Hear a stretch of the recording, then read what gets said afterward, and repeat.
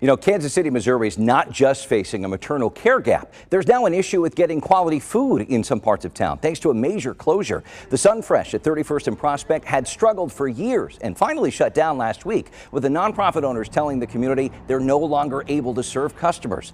The city owns the building it's in and invested nearly $29 million there to help bring food to people in places with few options. Those people are now wondering what they'll do. It's going to be tragic on this neighborhood. It's going to be tragic. I'd like to know what could be done, maybe to bring it back. The closure is the final blow. Customers spotted bare shelves for weeks with hardly any stocked food.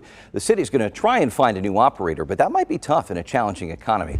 Sadly, this is not the first time we've dealt with this issue. 2 years ago, the Sunfresh in South Kansas City closed, which meant for months people had to drive 20 minutes or more just to get their groceries. It's one of a number of stores that have shut down, even recently. These closures mean real concerns about food deserts. Those are urban areas where it's difficult to buy affordable or good quality fresh food, an issue we've been dealing with in KC for years. Look at this. The USDA considers all of these areas shaded in green as food deserts, with a major share of low-income families living more than a mile from the nearest supermarket or 10 miles in rural areas. It's something local leaders are hoping to eliminate. I caught up with Mayor Quinton Lucas to discuss these new developments. Well, first off, Mayor, we know Sunfresh had been struggling for months. That's no secret. We know you talked to owners a couple of weeks ago. What happened behind the scenes since that time? Look, I think everybody was dedicated to trying to find a path that works long term to continue the delivery of groceries and services to this important part of the city.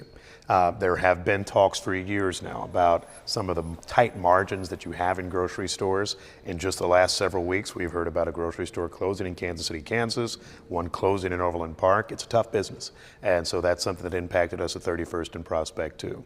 Unfortunately, it seemed like this was a very tough ongoing business model for the operator. They shared that pretty honestly and candidly with us. And so we've seen the parties separate at this point, and hopefully what we are looking to do is find ways to find either another grocer or find some way that we keep that area active. We know owners had said publicly at times that safety was a concern there.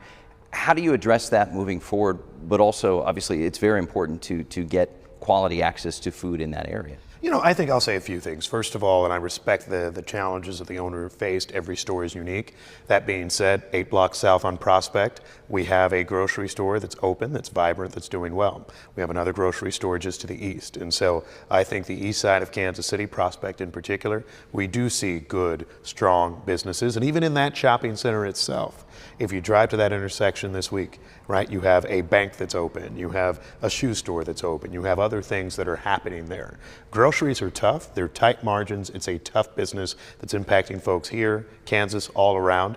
And I think that what we are going to look to do is see how can we keep delivery of those foods in some sort of way that works but also makes financial sense. In hindsight, would you have the city do this again when it comes to subsidizing? I know it's not the only grocery store, but certainly this is a striking closure. You know, look, this is a striking closure, but the city's been part of helping subsidize a few different things. The Whole Foods near UMKC, Cosentino's downtown. Part of what you do sometimes is try to stimulate industry. I think most Kansas Cityans would say that those are wise and responsible investments. And sometimes your investments work out very well, sometimes they don't. I will say in terms of how this worked, this was a dead shopping center at 31st and Prospect before. Most of the money that we've spent and most of the money that's been reported has gone to improving infrastructure there, is making sure that there are businesses open on the east side of the intersection and on the west side. We continue to have a lot of them there, and I think we have still done a tangible good for this area of Kansas City, letting a neighborhood know that we care about them, and frankly, building the bones to help build further business development long term.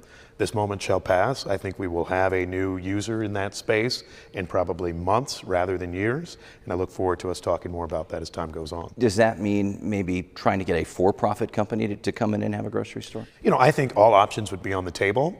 There are a few different things that we heard discussion about. The store itself is fairly large. Do you look to something that's a little more specialized? Do you look to something that has more of a public market type of atmosphere?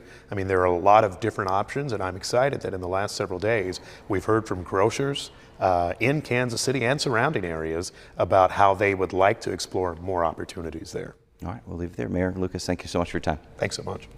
Count on KMBC 9 News and Heart of the Matter to watch any new developments when it comes to Sunfresh and access to food around Kansas City.